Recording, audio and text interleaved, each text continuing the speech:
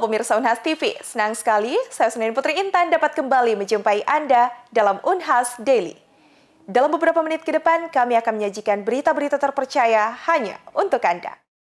Menjelang pemilu serentak 2024, ramai di media sosial mengenai jokes dan meme tentang KPPS usai dilantik pada 25 Januari lalu.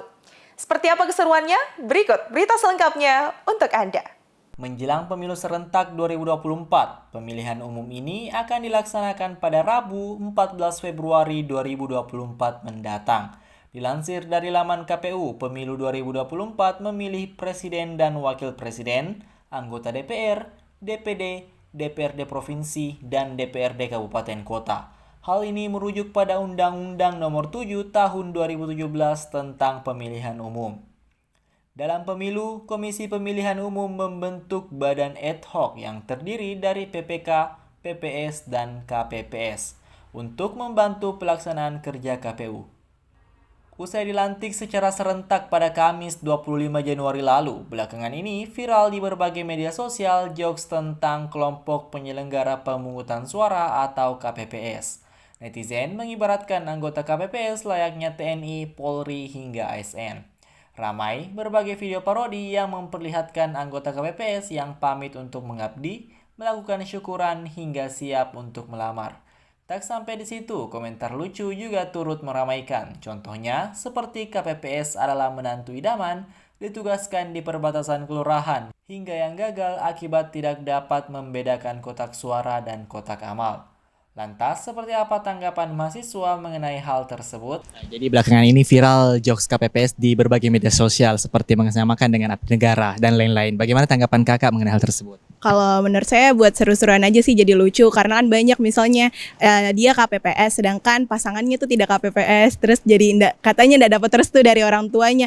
Jadi menurut saya itu lucu-lucuan aja dan mungkin sebagai bentuk apresiasi untuk para remaja-remaja yang ingin terlibat untuk meluangkan waktunya dan tenaganya di rangkaian acara kita nanti 14 Februari. Untuk mungkin semangat aja. Dan mungkin penyampaian dari saya, mau itu KPPS atau bukan KPPS, yang penting kita terlibat di 14 Februari nanti. Jangan lupa memilih. Tentang jokes KPPS yang sedang ramai di media sosial, bagaimana tanggapan kakak selaku petugas KPPS itu sendiri? Oh ya, kalau saya sebagai petugas KPPS sekaligus sebagai mahasiswa mungkin tanggapan saya terkait jokes yang meme juga kan parodi terkait KPPS yang kalau misalnya seleraku bukan kamu lagi ketika kerja sebagai KPPS itu kalau saya menurutku itu sah-sah saja. Kenapa demikian? Karena kalau kita lihat KPPS itu kan ada seleksinya, ada ininya sebagai bentuk kebanggaan kita itu saya rasa ya boleh-boleh saja. Cuman yang perlu kita garis bawahi di sini bahwa ada beberapa yang sebenarnya perlu diklarifikasi. Nah, seperti masa kerjanya yang katanya cuma 1 hari dapat gaji di atas UMR atau gajinya itu setara dengan ASN, itu sebenarnya perlu diklarifikasi bahwa tugas KPPS itu dia bertugas dari tanggal 25 Januari sampai 25 Februari. Itu terhitung 1 bulan menurut SK dari KPU.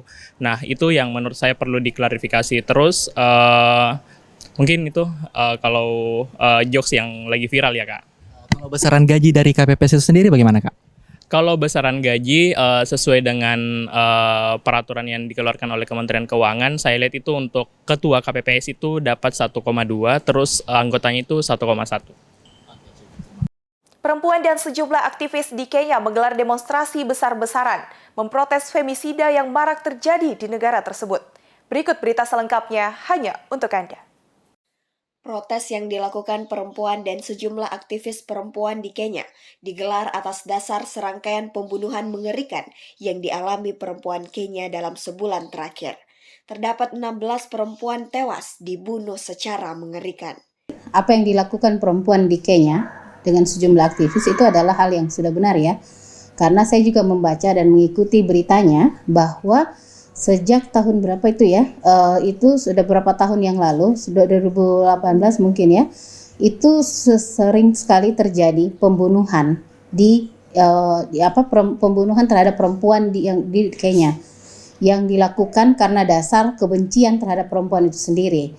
Nah, jadi kan selama ini mungkin pembunuhan terhadap perempuan itu dikategorikan hanya sebagai kriminal biasa. Padahal sebenarnya tidak, karena ada landasan, ada yang melandasi dia melakukan pembunuhan seperti kebencian atau misalnya ingin menguasai perempuan itu, ingin memaksa untuk melakukan sesuatu yang tidak diizinkan untuk dilakukan, ya misalnya atau hal lain. Tapi intinya adalah ini melakukan pembunuhan terhadap perempuan, ya. Kenya merupakan negara yang terletak di kawasan Afrika Timur.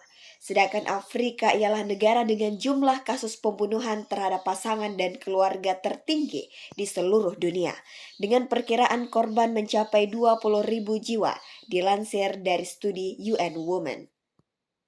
Meskipun telah termaktub dalam konstitusi Kenya tahun 2010 terkait hak perempuan dan anak dilindungi, juga hukuman atas kekerasan terhadap perempuan dan anak tidak memberikan efek jera kepada pelaku, dikarenakan penegakan hukum yang masih jauh dari kata setimpal.